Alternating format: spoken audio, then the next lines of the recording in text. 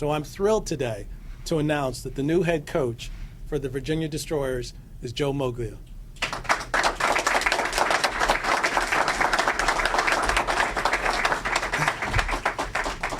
Hi, everybody. I really can't tell you how excited I am to be here, but I'm unaccustomed to talking to people in a room who I kind of don't know, so just kind of help me out. Just a wild, wild guess. This is the media over here. No? Some? You're taking notes? Who are the fans? Well, I got to tell you, I think this is great, and I thank you very, very much for coming. And Anton, thank you for coming. I'll talk about you probably a little later. What I thought I would do is take some time, and before I leave today, there's not going to be a question that you have that I'm not going to do my very, very best to answer. So I will stay as long as you want me to stay to answer every question that you have, number one.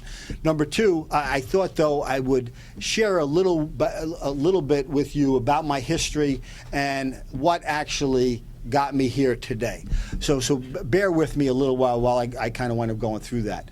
I'm an inner city New York City kid. I grew up in the Dyckman Street section of Manhattan. When you've heard Kareem Abdul-Jabbar give interviews, he talks about there was two reasons why he was successful in life. One was because of John Wooden. The other one was because he grew up in a tough inner city neighborhood. He grew up 5 blocks from me. That was the area we grew up in. Two of my very, very best friends from grammar school, when we were in high school, they had already dropped out of school. One was killed by the police robbing a liquor store. The other one died of a drug overdose. I never did drugs, but I think had I not been playing football in high school, I think there's a good chance I would have been with the guy that was killed by the police.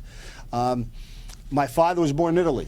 He moved to this country when he was 11. He never finished 8th grade. He sold fruits and vegetables his entire life.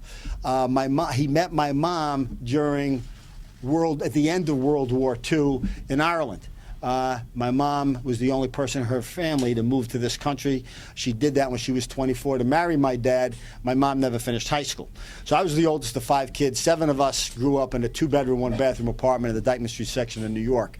And I think one of the things that was good for me, it kind of got me out of the neighborhood, was I wound up going to Fordham Prep. Now, Fordham Prep is a Jesuit Catholic high school, all boys, in the Bronx on the same campus as Fordham University.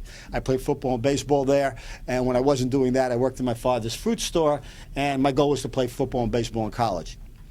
Things don't always turn out that way, and what happened was my girlfriend wound up getting pregnant. I wound up becoming married and become a father. I wind up staying nearby. I go to Fordham. I am 100% responsible for taking care of my wife, my child, and putting myself through school.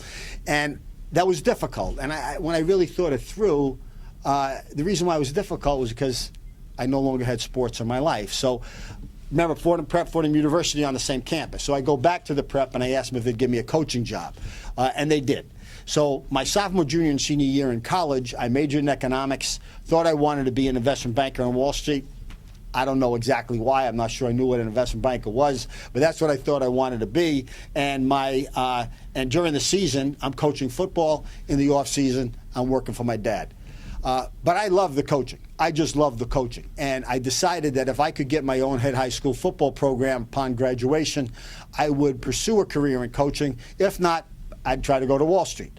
Well, at 22, I become the youngest head football coach in the history of the state of Delaware at a place called Archmere Academy. I went from there to Pencrest High School and then ultimately Lafayette College and Dartmouth College. I wound up coaching for 16 years. I turned 2 high school programs around. Coaching at Lafayette College, we actually set 11. They were either school at the time or national records. I was a defensive coordinator in football at Dartmouth for 3 years. We won 2 Ivy League championships. I authored 11 articles in national coaching journals. I wrote a book on football. Ultimately wound up in a couple of Sports Hall of Fame. And I loved coaching, and I had no doubt that one day I'm going to be the head football coach at a place like Nebraska or the University of Virginia, one of the great names in the country. And the reality was, it was my first year at Dartmouth, and that same girl that I married when I was 19, we now have 4 children, and we wind up going through a divorce. And I can't afford to support 4 children and take care of my wife and live independently. So I get permission to move into a storage room above the football offices at Dartmouth. Now, Dartmouth is in Hanover, New Hampshire. It gets a lot colder there than it does in the Hampton Roads section of Virginia. And the problem with that room was it had no heat. So I could see my breath in the wintertime. I lived there for 2 years. And in January '84, that was the year that University of Miami, Howard Schnellenberger, Tom Olivadotti was the defensive coordinator, upset the University of Nebraska and Tom Osborne for the national championship. That spring, they offered me a job to go down and begin as either linebacker or secondary coach, with the ultimate promise that I would succeed Tom Olivadotti, who was ultimately going to go to the NFL as defensive coordinator. Now, think about it for a second. My goal is to be a head college football coach. I've been coaching 16 years. I think I'm getting there. And now I've got an opportunity to go from defensive coordinator in the Ivy League to defensive coordinator of the national championship team. And I thought very, very hard about that. But probably the toughest single professional decision I've ever had to make was turning down that job. I didn't know how I could do my job as a coach. If I'm going to live 1,000 miles away from my kids. We didn't make a lot of money back then. And I didn't know how I'm going to be able to see them. They're going to live in New Hampshire. I'm living in Coral Gables. I can't fly them back and forth. I'm not going to see them. And I don't know how I'm going to be able to take care of them and live independently. Turning down that job really told me then that I had to get out of coaching. So what else was there that I thought I had skill sets for and thought I was passionate about and thought I could be good at? It was Wall Street. So a little while later, I wind up in the MBA training program at Merrill Lynch. There were 26 people in that training program.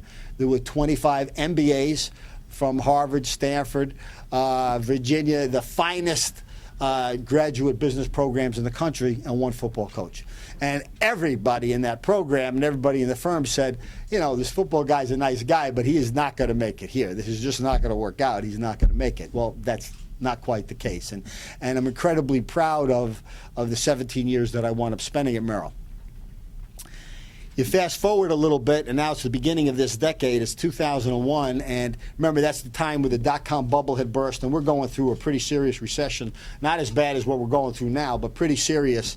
And Ameritrade was having some difficulty, and they did a national search for a CEO.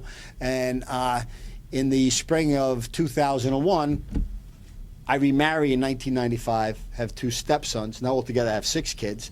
But now I moved my family in the spring of 2001 from New York City to Omaha, Nebraska. And after I got there, and I had done my due diligence ahead of time, you know, I realized there was a chance that we could certainly go out of business. I can't tell you how proud I am of the job that we did at TD Ameritrade.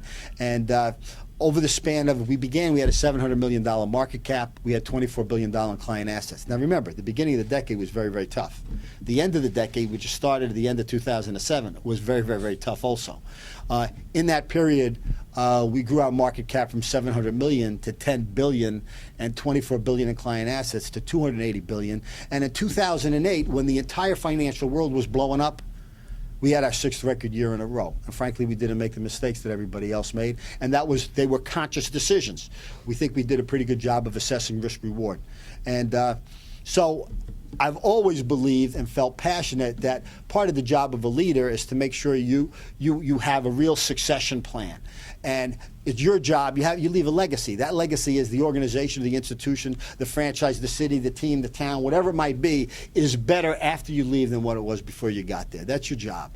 And in 2008, the world's blowing up. We don't have any of those problems. We're not in the middle of a major acquisition or strategic deal. And I just thought it was the right time to pull the trigger on my own succession. So we went ahead and did that. The United Football League. If you like great football, you'll love the UFL.